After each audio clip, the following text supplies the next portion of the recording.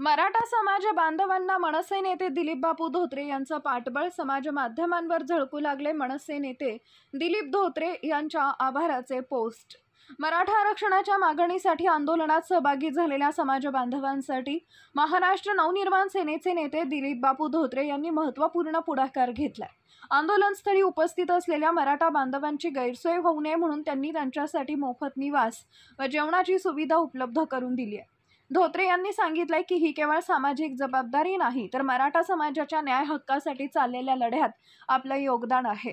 या लढ्याला मनसेचा ठाम पाठिंबा असून आम्ही समाजाच्या पाठीशी खंबीरपणे उभे आहोत।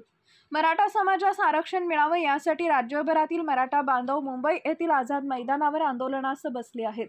मुंबई इथं आंदोलनासाठी गेलेल्या पंढरपूरच्या काही मराठा आंदोलकांना मनसे नेते दिलीपबापू धोत्रे यांनी मुंबई येथील स्वतःचं घर राहण्यासाठी खुलं करून देऊन आंदोलनाला पाठिंबा दिल्यानं सर्व समाज माध्यमांवर मनसे नेते दिलीपबापू धोत्रे यांचे आभार मानणारे मेसेजेस झळकू लागले।